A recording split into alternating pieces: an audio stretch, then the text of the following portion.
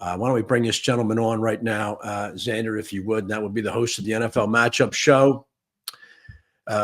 And also does play-by-play analysis and was down at the link last Sunday covering the game, doing the game for ESPN Radio, and that would be Sal Paolantonio. Sal, how you doing tonight? Oh, Week 16 is here, Pat. Only 3 games left, and boy, oh boy, there's quite a bit of intrigue in the National Football League and drama. I don't know how the NFL overtook the NBA in drama, but it has. I think so. I don't know. The NFL, all they need to do is roll the ball out there, Sal, and sometimes they don't even need to do that to get the drama. But if I can ask you to take a look back, you were down there at the game. Tell me what impressed you most about the effort the Eagles laid out Sunday against the 10-3 Steelers. Well, they had a great course correction in their passing game. There's no question about that. They featured A.J. Brown and Devontae Smith, which is what you've got to do in the National Football League. You score at the beginning of the game, you pass to score, and then you run to win. So that's the formula, always has been since Bill Walsh became the head coach of the San Francisco 49ers. He taught everybody, hey, you throw the football early, get a lead, and then you let your pass rush loose on the other team. And that's exactly what the Eagles are doing. Right. Without George Pickens, the Steelers really had no dynamic passing game. And when Najee Harris fumbled that football, there was a reason why Najee Harris fumbled that football, because he was getting blown up literally on every play. He was getting hit. So he took his eyes off the ball to see where the hit was coming from. Right.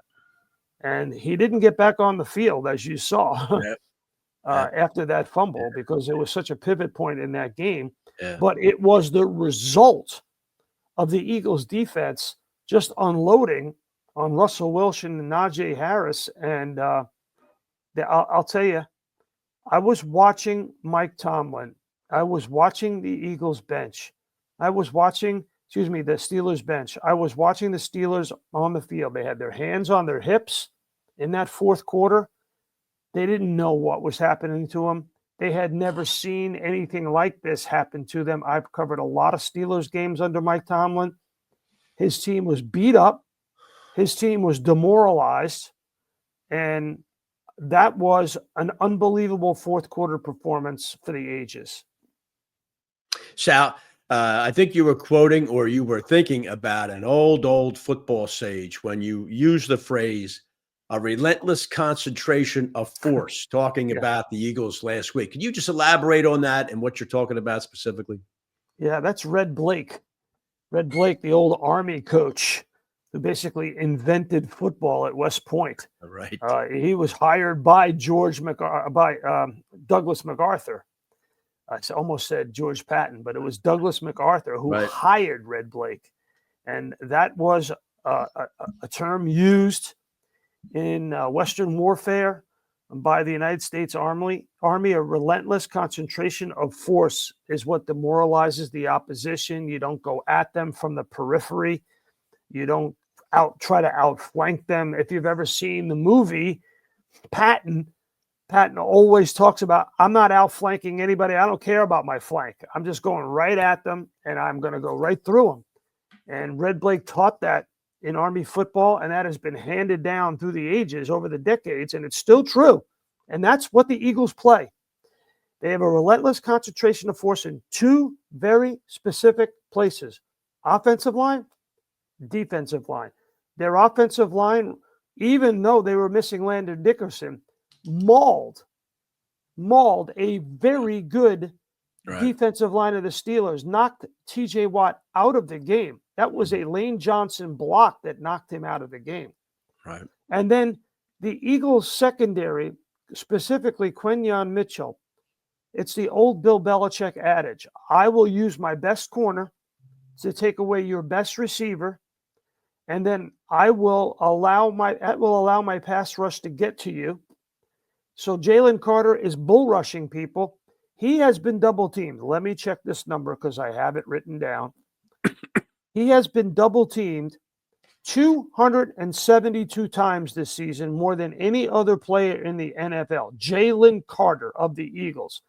So when you're double teaming the defensive tackle, when the defensive rookie of the year, Quinyon Mitchell, is shutting down your best wide receiver, that allows, Pat, that allows your defensive ends to rush without a blitz.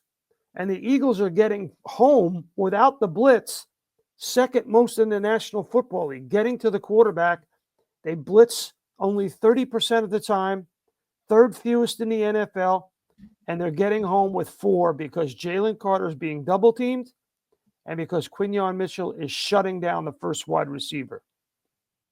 Yeah.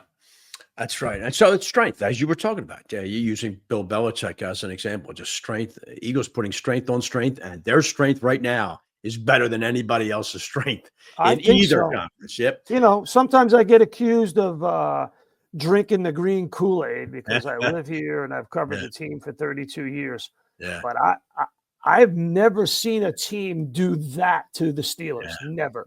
Yeah. I'm just saying, Pat. Yep. I got it. I've never seen that. I'm Eagles trying to be as judicious and objective as possible, but man, oh man, that was something. Sal, when we get back, I want to ask you about uncomfortable conversations and how the passing game found rhythm, and also a very top-heavy NFC. It's all yet to come with Sal Paolantonio on a Week 16 edition of This Week in Pro Football, presented by Kennedy Auto. All right, back on This Week in Pro Football, Sal Paolantonio joining me. Here, don't forget, too, you can join the chat on YouTube. Feel free to do that. We'll look at some conversation. Anybody wants to make a post, we might grab it. But Sal Pal, you were kind enough to send me some notes from interviews that happened during the week, including one with Jalen Hurts, where Hurts was asked about whether there were some uncomfortable conversations that happened during the week. And of course, the reference was to the Eagles' seemingly anemic passing game. And he said something I thought was interesting. He said, the grass will be green where you water it. Now, I kind of take from that Hurts himself was saying, let's start watering this passing game a little bit. What are your thoughts on his comment there? Well, Pat, it's obvious that they talk to one another after the game against the Panthers. Lane Johnson talked about it. Brandon Graham talked about it. Devontae Smith admitted it. A.J. Brown admitted it. Jalen Hurts admitted it. And when I was there last Wednesday, Nick Sirianni said in his press conference, we addressed it and we move on. So it needed to be addressed. They needed to have a focus on their passing game. They were, and it's no news to anybody.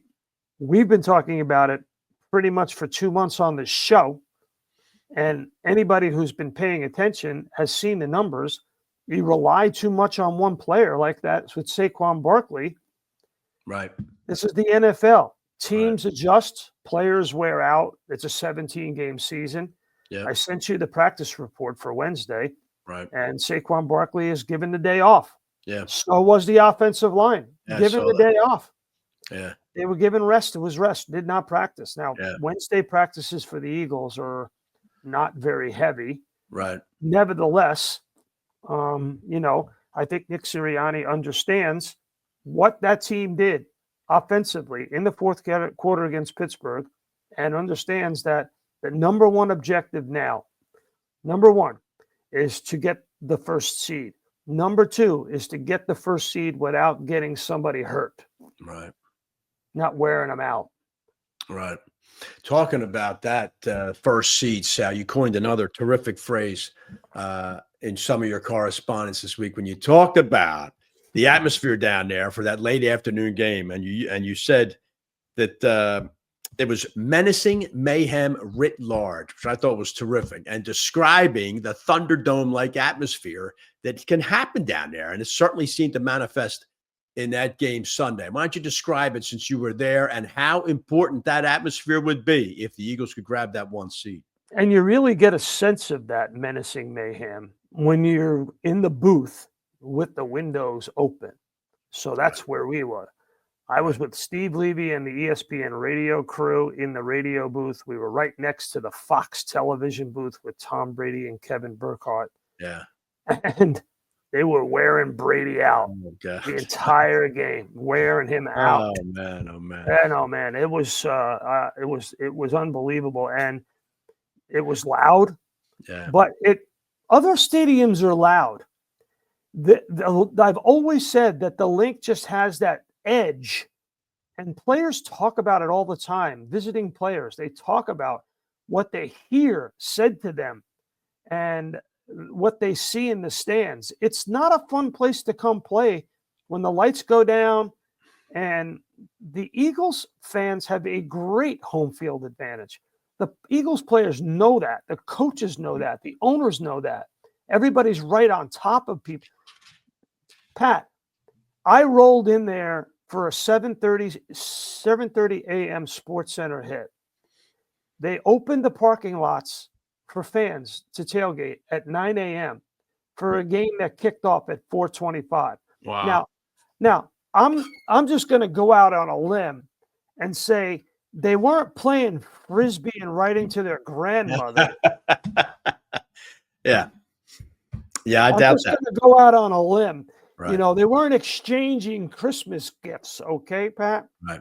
That wasn't a secret Santa going on in the D lot. Now, Sal, Detroit and Minnesota, especially the Lions of their 17 games this season, 3 will be played without a roof over their heads. So I just think it would be incredibly significant if Detroit would have to come here for an NFC title game, because they just spent the entire season playing in a garage. And I don't think they'd be ready at all. Really the same thing with Minnesota, if you think about it, because the Vikings also play indoors. So I think if the Eagles could grab this #1 seed, I think it would be very, very substantial for Philadelphia. Yeah, they score 34 points a game indoors, including Ford Field, of course, and outdoors, 24 points a game. Now, there's a small sample. I get that. But, you know, you really can't really extrapolate it when you're talking about Lincoln Financial Field, because it's so tough. Remember, Minnesota came in here. They were flying high during the 2017 season. Right. And, you know, they got boat raced. Right. So right. There's a history of that. But you got to look at what's happened to the Lions. And it's kind of sad because I root for Jared Goff. I know him. He's a good guy. Right. You root for Dan Campbell, even though he makes some bonehead decisions, because he's brought an intensity to the game and to pro football and to the fans. But look at the injuries, Pat. Yeah. Aiden Hutchinson, broken leg. Defensive tackle McNeil, knee, ACL. These are all guys that are not coming back. Right. Defensive tackle Kyle Pecco, pectoral muscle. Marcus Davenport. I'm getting to the offense, Pat. The defense has got 1, 2, 3, 4, 5, 6, 7, 8 players. Wow. 8. 6 of them starters. Yeah. Now, Hutchinson's making noise that he's going to come back. Carlton Davis has a fractured jaw. I don't know how you come back from a fractured jaw in the NFL. But he's saying that he's out indefinitely, but he's not been ruled out for the rest of the season. Dave Montgomery says he's coming back, but he's got an MCL and a knee. With a running back, that's hard. They do have Jahmyr Gibbs, but Pat, the evidence is overwhelming that these injuries are beginning to pile up for the Lions because they got boat raced, I'll use that term again, and it's true, by Buffalo at home. Right. Right. All right, Sal, just humor me if you might. We're going to take another peek into the future here. Obviously, the 3-12-2 teams have 3 games left. Philadelphia at Washington, home to Dallas, home to the New York Giants. Now, I think Philadelphia goes 15-2 there. I'm going to talk to you about the Commanders game in just a couple minutes, but I think Philadelphia, gets to 15-2. I do. Especially, as you mentioned a minute ago, if that #1 seed is in play, I think Philadelphia is going to keep their eye on that, because I think that's a lock to the Super Bowl, in my opinion. Detroit at Chicago, at San Francisco, home to Minnesota. I think they stumble in one of those games. What do you think? They very well could. That game in San Francisco is dicey. Yeah. I think if the 49ers win this week against Miami, I think Detroit will have their hands full with San Francisco next week. Minnesota at Seattle, at one. Green Bay. And I Tough. think they're going to stumble there. They're So, at Seattle, at Green Bay, and then and they then host Detroit. they host Detroit. Yeah. Okay. Yeah. So Yeah. I don't see Minnesota sweeping that. So I think Philadelphia has a real path to that 1 seed. If The they only keep thing, though, Pat, is maybe, does Minnesota have a path to the division title when they play Detroit? That's Yeah. the key. right. If they don't, right, and Detroit's playing for the 1 seed, Yeah. and Minnesota's resting guys in the second half, Yeah, it's very, very true. there's a lot of variables. Yeah. Here's the one thing you can control this week at the Commanders. Right. I bring you back to that game because late season games at Washington are always tough for the Eagles. They always are. Right. That's why this line has been fluctuating a little bit. Right. It's been very rubbery. And, gamblers don't know where to go based on where it is, 3.5, 3, whatever. Eagles favored by a field goal in Washington is scary to everybody. Scary. Yeah, I think that's a good point. But I think here's a mitigating factor, Sal, that you tell me if you agree with this. According to CBS online, CBS Sports, the Commanders already have an 87% chance of making the playoffs. They're more or less, they're basically almost locked in to that 7 seed. And their last 2 games, Atlanta and then Dallas. So do you think the Commanders will be full on committed to trying to upset Philadelphia on Sunday? Sure, I do. I definitely do. They have a lot to play for. All right. Absolutely. They'll be playing hard in that game. 100%. Yeah. Commanders did not look good in beating New Orleans last week, Sal. No. They took their foot off the gas after getting up 17-0. But it is a division game, as you said, and the Eagles rarely do even though the Eagles are 12-3 in their last 15 against Washington. You're right. It's always a tough game. It's always a tough game, but the Eagles are a much different team, Pat, than the team that played Washington on Thursday Night Football. They're much different. Yeah.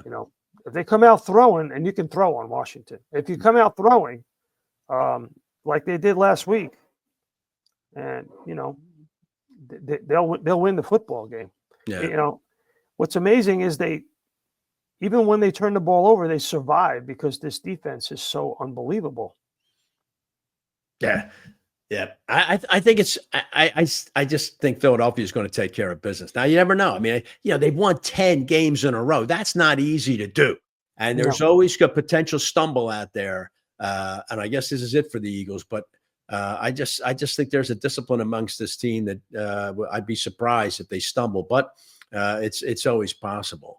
All right, Sal, why don't you give people an inkling into the glamorous life of NFL analyst Sal Paolantonio, what you've got on tap for the rest of the week in terms of football? Oh, Pat, we got some stuff going on. I'm here at Films. I'm getting ready for the matchup show, which we will tape tomorrow. And then on Friday, we're doing a big piece for Sunday on the Eagles defense, doing a number of interviews with players and coaches. And that will run on Sunday NFL Countdown. Then I get in a car and go down I-95 for Steelers at Ravens. Do that game, wake up dark 30 on Sunday, drive down to Landover, Maryland for Eagles at Washington, and then turn right around so that I can be on Channel 6 on Monday morning at 6:45. Wow. There it is, the glamorous life of an ESPN guy right there, Sal Paolantonio. Well, Sal, I want you to stay safe through all that. We're going to talk Monday, right? We're talking Monday. We're going to talk Monday. We will talk Monday evening. That's right. And we'll recap the week 16 games. We'll be down to 2 weeks at that point, Sal. And then we'll talk about, we'll see what's going on with the Christmas games. I'm really looking forward to that. I got my Netflix locked in. I am ready for Christmas football on Netflix. Good for you. All right, Sal Pal, thanks for taking all this time today. Have a safe travels over the weekend and look forward to talking to you again on Monday night. All right. All right. Thanks very much. Sal Paolantonio joining me there. And you can see the Eagles, he's right. He's right. They can't overlook this Washington team. They can't do it. I think Philadelphia is superior to Washington in almost every way. And we'll just see if the Eagles take care of business. All right, when we get back, we're going to talk about the betting side of things. No, I'm sorry. We're going to talk about the fantasy side of things. Bill Reinhart's going to join me, and we're going to help you set your playoff lineup, either for the semifinal or even the final. We'll do that next on This Week in Pro Football, presented by Fantasy Guru.